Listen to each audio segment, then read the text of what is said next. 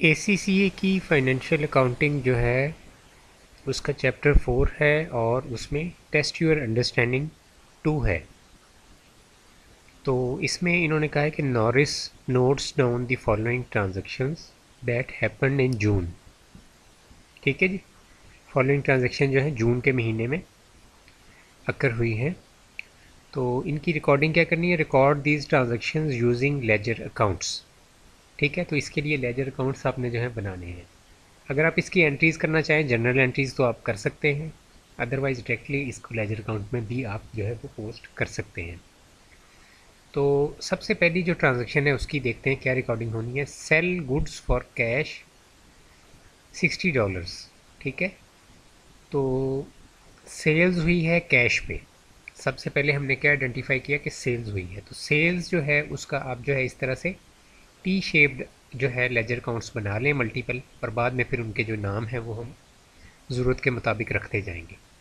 तो सबसे पहले सेल्स अकाउंट आप बना लें, इसकी ये डेबिट साइड है, ये वाली क्रेडिट साइड है। ठीक है, ये छोटे छोटे अकाउंट्स हैं, इतना इतना टोटल एक अकाउंट है, ये एक अकाउंट है कैश का। ठीक है, तो सेल्स जो हैं ये जब भी अक्कर होती हैं तो ये चूँकि रेवेन्यू होता है, रेवेन्यू इंक्रीज़ होने पे क्रेडिट होता है, तो सेल्स को हमेशा हम क्रेडिट करते हैं। सेल्स को क्रेडिट किया $60 से और कैश के अगेंस्ट किया ट्रांजैक्शन नंबर 1 यहाँ पे लिखा। और अब हम यहाँ से ही कैश अकाउंट में जाएंगे। ठीक है, तो कैश अकाउंट हमारा चूँकि इंक्रीज़ हुआ है, सेल्स होने पे कैश बढ़ी हैं, हमारा जो कैश है वो बढ़ गया है, तो इस वजह से इसको डेबिट किया और यहाँ पे सेल्स अकाउंट जो है उसका क्रॉस रेफरेंस दिया और ट्रांजैक्शन नंबर 1 ब्रैकेट में लिख दिया। तो इसमें ये होता है कि अगर आपको एक ट्रांजैक्शन का एक पर्सपेक्टिव पता है, जैसे आपको ये पता है कि कैश जो है वो इंक्रीज़ होने पे यहाँ पे हमने डेबिट करना है। ठीक है, कैश अकाउंट को हमने डेबिट करना है, तो ऑटोमेटिकली इसका जो दूसरा अकाउंट है जो सेल्स अकाउंट है उसको आप क्रेडिट कर दें। ठीक है, अगर आपको दोनों फैक्ट नहीं भी पता तो फिर भी आप ट्रांजैक्शन जो है वो कर सकते हैं, उसकी पोस्टिंग सही कर सकते हैं। एक इफेक्ट भी आपको पता होता है तो ट्रांजैक्शन सही होगी। यानी कि एक अकाउंट को अगर आप डेबिट करते हैं तो दूसरे अकाउंट ने क्रेडिट होना है। ठीक है, इसी तरह अगर एक अकाउंट क्रेडिट हो रहा है तो फिर दूसरी जो ट्रांजैक्शन का इफेक्ट होगा वो डेबिट होगा। अच्छा जी, दूसरी ट्रांजैक्शन क्या है, पे insurance premium bye check $400।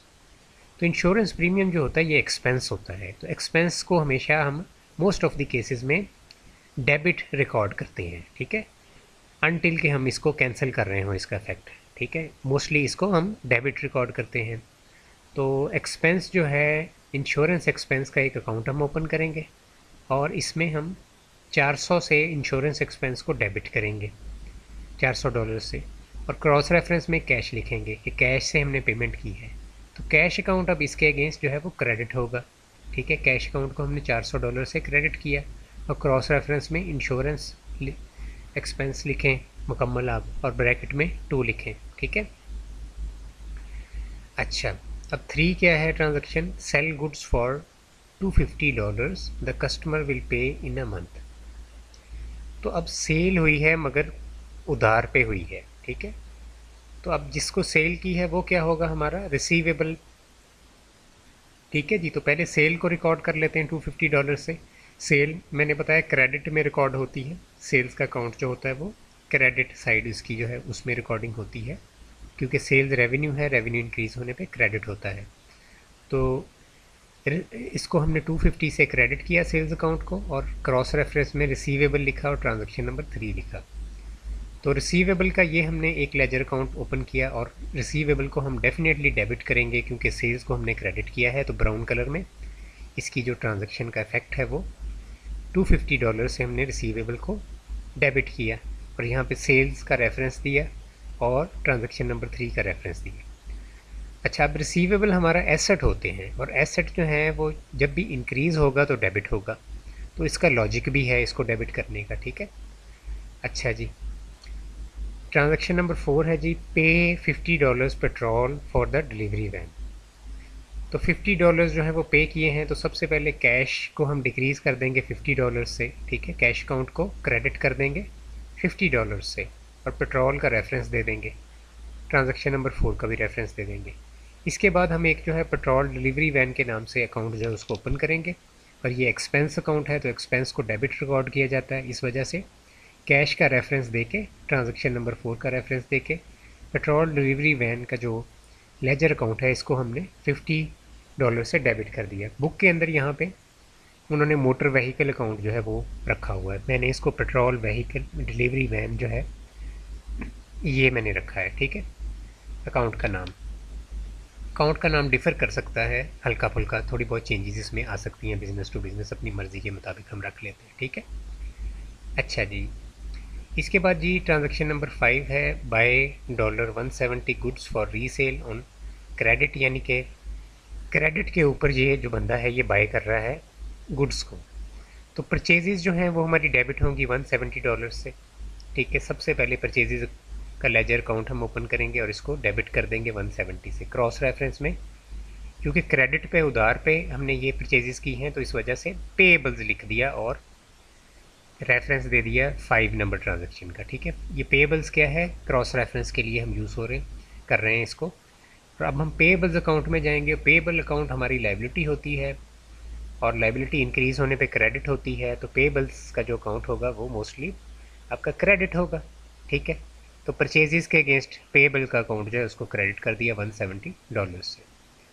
6 transaction है buyers $57 of goods for resale paying by cheque. अब कैश पे या चेक के ज़रिए पेमेंट कर रहा है $57 की, मज़ीद जो है परचेजेस कर रहा है।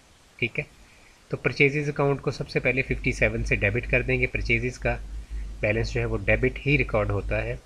परचेजेस एसेट होती हैं, एसेट इंक्रीज़ होने पे डेबिट होते हैं।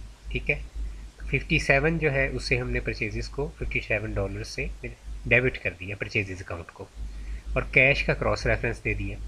तो परचेजेस जब हमने की तो कैश डिक्रीज़ हुआ, इस वजह से कैश जो है वो क्रेडिट होगा। कैश एसेट है, डिक्रीज़ होने पे क्रेडिट होता है। तो परचेजेस के अगेंस्ट $57 से कैश अकाउंट को हमने क्रेडिट कर दिया यहाँ पे, और क्रॉस रेफरेंसेस में परचेजेस और ट्रांजैक्शन नंबर 6 लिख दिया। इसके बाद है जी buy another $40 goods for resale paying cash. तो कैश पेमेंट पे मज़ीद $40 की गुड्स जो है वो ले ली है। तो अब अगेन परचेजेस को हम डेबिट करेंगे $40 से, कैश का रेफरेंस देंगे, ट्रांजैक्शन नंबर 7 का रेफरेंस देंगे, और कैश अकाउंट को अगेन हम क्रेडिट करेंगे, परचेजेस के अगेंस्ट ट्रांजैक्शन 7 का रेफरेंस देंगे, और $40 जो है इससे हमने कैश अकाउंट को क्रेडिट कर दिया। 8th जनाब इसमें है buy a new computer for the business for $800 paying cash. तो एक कंप्यूटर जो है वो परचेज़ किया है कैश पे, तो कंप्यूटर अकाउंट हम ओपन कर लेंगे। ठीक है, एसेट है, इंक्रीज़ होने पे ये डेबिट होता है, तो 800 से इसको डेबिट कर देंगे कंप्यूटर अकाउंट को, और कैश का क्रॉस रेफरेंस लिखेंगे और ट्रांजैक्शन नंबर 8 का क्रॉस रेफरेंस लिखेंगे, और कैश अकाउंट को क्रेडिट कर देंगे 800 से, और कंप्यूटर के अगेंस्ट ट्रांजैक्शन नंबर 8 जो है वो रेफरेंस दे देंगे। ठीक है जी। तो जब भी कोई भी अकाउंट को आप डेबिट या क्रेडिट करते हैं, तो मसलन ये कैश अकाउंट है तो ये यहाँ पे डेबिट हो रहा है, ये याद रखना है, और यहाँ पे क्रेडिट हो रहे हैं। ये सेम अकाउंट जो है ये क्रेडिट हो रहा है मल्टीपल टाइम्स, तो इसमें अपने कंफ्यूज नहीं होना। ठीक है, जैसे हम जनरल एंट्री में कोई चीज़ जो है उसको डेबिट रिकॉर्ड करते हैं, जैसे ये जो पहली एंट्री थी इसको ले लेते हैं, तो ये क्या था, सेल्स की थी आपने कैश पे, तो इसकी एंट्री थी कैश डेबिट सेल्स क्रेडिट। तो इसकी एंट्री में कैश अकाउंट जो है वो लेजर के अंदर डेबिट होना है, जैसे हमारी जनरल एंट्री में वो डेबिट हो रहा था, और जैसे जनरल एंट्री में सेल्स क्रेडिट हो रहा था वैसे ही हमारा सेल्स अकाउंट जो है वो $60 से यहाँ पे क्रेडिट हो रहा है। ठीक है, तो मतलब इसमें कोई डिफरेंस नहीं होता जनरल एंट्री से। जब आप लेजर अकाउंट में शिफ्टिंग करेंगे तो जिस रूल पे आपने जनरल एंट्री की है उसी रूल पे लेजर अकाउंट्स के अंदर आपने एंट्री करनी है। ठीक है, कोई भी इसमें डिफरेंस नहीं है जनरल एंट्री के अंदर और लेजर अकाउंट्स के अंदर। जो पोस्टिंग है एक ही रूल के ऊपर बेस्ड होती है। ठीक है जी, यहाँ पे क्वेश्चन कंप्लीट हो गया। अगर आप इसको चेक करना चाह रहे हैं तो इसके जो डेबिट इफ़ेक्ट्स हैं और क्रेडिट इफ़ेक्ट्स हैं उनको काउंट करेंगे, तो ये टोटल 8 ट्रांजेक्शन्स थी हमारे, 8 डेबिट इफ़ेक्ट हैं, 8 क्रेडिट इफ़ेक्ट हैं। ठीक है जी, वैसे इसमें रंग मैंने मुख्तलिफ यूज़ किए ताकि आपको समझने में आसानी है। ठीक है, हर ट्रांजेक्शन का जो है कलर मैंने डिफरेंट रखा है।